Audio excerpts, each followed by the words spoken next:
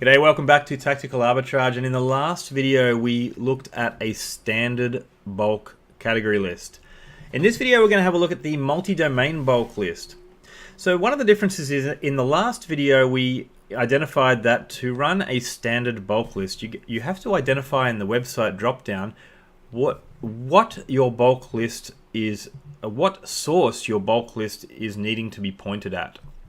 Now for a multi-domain bulk list, you can actually leave this blank.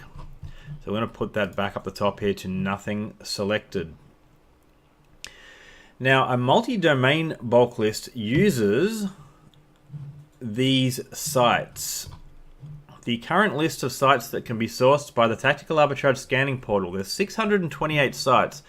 And if you're doing a USA search, you're going to need to identify these particular sites like barenecessities.com, beautyexpert.com, bestbuy.com, or whatever the exact vernacular is of these sites, to import that into another column in your Excel spreadsheet.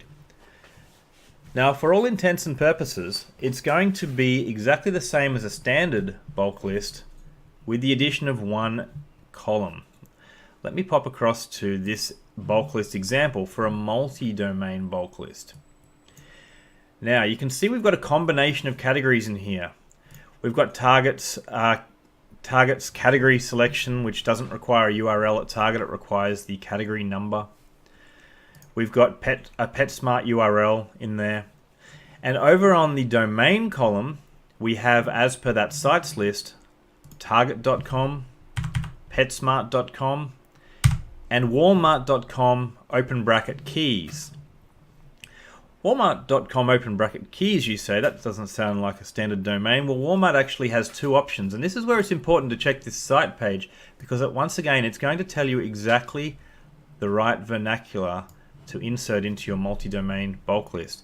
So were you to select here just walmart.com, then the software would be expecting a URL. Whereas walmart.com open bracket keys, the software understands that in that case it's category numbers and not URLs, and so it will look for that accordingly. Now there's very few of those open bracket files, and for the most part it's not complicated like diapers.com, dickies.com. It's what you would expect to put in there, but it is important to check and make sure you put the right information into that column D.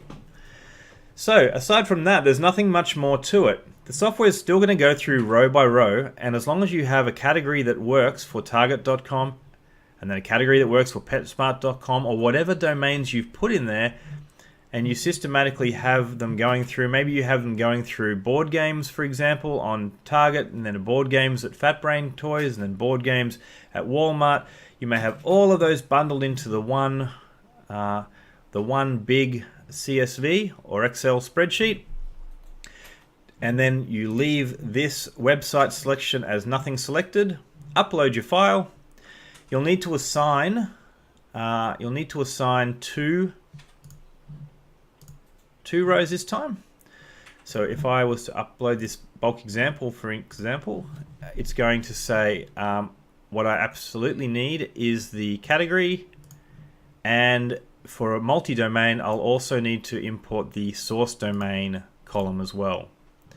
So once you've selected those two and uploaded them, and I'm going to not define these ones again, and you can leave this at nothing selected, then it will know to go through and intelligently look at each domain as you've assigned them in your CSV sheet. There's one more little thing that you might like to know, and that is pay attention to the settings videos when we come to the settings videos, because we're looking at different domains. Then your source price adjustment filter down here, store price reductions, is going to want to be different from site to site. Now, we have a feature in the settings which will actually allow you to assign the store price reductions, which again I'll be explaining in a very near video. It'll allow you to assign the correct store price reduction to the correct store in the settings, and therefore apply that to your multi-domain scan row by row depending on which domain it's currently looking at. So that is an option that we will discuss in the very near future, but once you've watched the settings videos as well, that will also become apparent. Lastly, and I've said this before, the entire import bulk category list video and import multi-domain bulk list videos may become null and void to you once you have watched the Use Easy Bulk video, which is a much simpler way of doing these particular tasks and builds the CSV or Excel spreadsheet for you directly within Tactical Arbitrage. We'll check that out in the very next video.